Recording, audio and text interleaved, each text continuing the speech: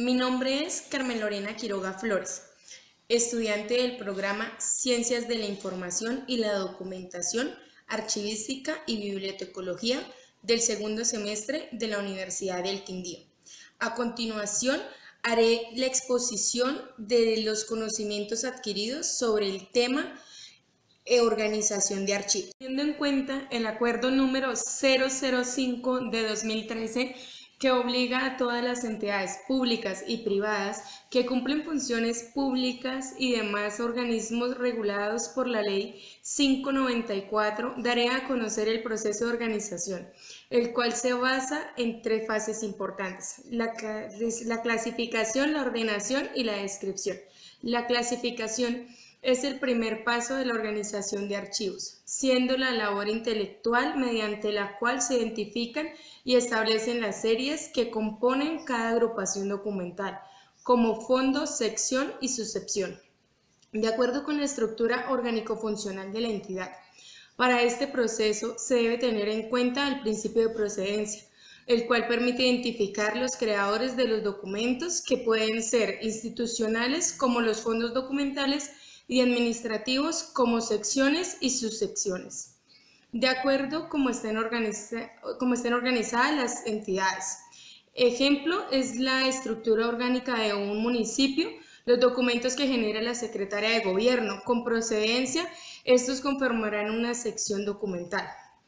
Después se llevará a cabo el principio de orden original, el cual se aplica a partir del conocimiento de los procesos administrativos que determinan el orden en el que se producen los documentos para desarrollar un trámite. El orden original está relacionado con las unidades documentales.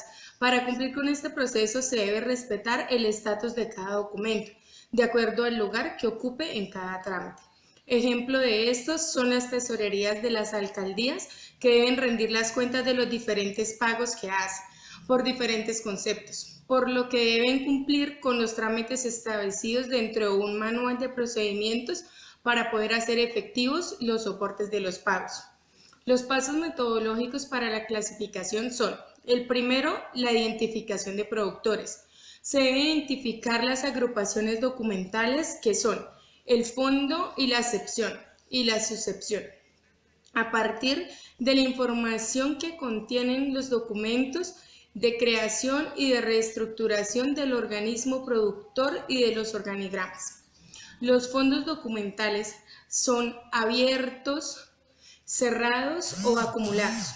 Los fondos abiertos son los que contienen documentos de entidades administrativas vigentes. Los fondos cerrados son los que contienen la documentación de entidades suprimidas o liquidadas. Y los fondos acumulados guardan la documentación reunida por una entidad en todo transcurso de su vida sin ningún criterio archivístico. Estos fondos se deben clasificar por separado, teniendo en cuenta el origen de la información. El segundo paso es la estructura orgánica. Para esta tarea se necesita recopilar la información sobre la estructura orgánica de la entidad, es decir, su conformación, establecida en este paso. Se identifican las secciones, subsecciones. Tercero, series documentales y asuntos. Las series documentales se identifican por las funciones y las actividades que desarrolla cada dependencia y está asociada a un asunto en particular, cuya denominación resulta de la denominación de cada uno de los documentos según el trámite. Si el asunto es una función específica, se convertirá en una serie, pero si tiene varias funciones, se dividirá en subseries, dejando cada una por separado por su contenido o característica. Teniendo ya esta clasificación, se da la creación de los expedientes, los cuales son el conjunto de documentos que tratan del mismo asunto o tema que se van produciendo a medida que se van desarrollando los trámites. El cuarto paso son los cuadros de clasificación, los cuales son esquemas que reflejan la jerarquización y la clasificación dada a la documentación. Se dividen en dos: cuadros de clasificación documental, donde se registran jerárquicamente las secciones, subsecciones, series y subseries documentales, y el cuadro de retención documental, que es el en el que se lleva la posición final de los documentos de acuerdo a la valoración de los mismos. La segunda fase es la ordenación. Es el proceso mediante el cual se da la disposición física de los documentos, es decir, el proceso mediante el cual se unen y relacionan las unidades documentales de una serie, así como los tipos documentales al interior de un expediente, según un criterio predeterminado. Con este proceso se contribuye en la organización administrativa de acuerdo a la organización documental y también al conocimiento histórico institucional. Una ordenación bien realizada permite el rápido localización de la información y también facilita el buen estudio y el análisis del contenido. Como la ordenación se realiza a partir de las series documentales, se utilizan varios sistemas de ordenación, como los que veremos a continuación. El primer sistema es el numérico, que está dividido en dos. Ordinal, que es el que consiste en disponer los documentos en forma consecutiva, progresivamente, obedeciendo la numeración que los identifica. Ejemplo, las cuentas internas de los servicios públicos. Y la segunda, que es cronológica, consiste en colocar los documentos en forma secuencial de acuerdo a la fecha de tramitación del documento, siguiendo el orden año, mes y día. El segundo sistema es la ordenación de alfabéticos. Consiste en organizar los documentos por el alfabeto de la A a la Z y pueden ser onomástico, utilizado para series que se mantienen abiertas por grandes lapsos de tiempo, como las historias laborales y las historias clínicas. Toponímico o alfabético, también llamado geográfico, se ordena la serie por nombres de lugares. Se deben tener en cuenta el criterio que más se ajusta a la documentación y a las necesidades administrativas. Ejemplo, las series de asistencias técnicas que se pueden organizar por los nombres de los departamentos. En temático es donde se ordenan las series y subseries por el asunto o tema de su contenido. Ejemplo, las estadísticas, los informes y las órdenes de pago.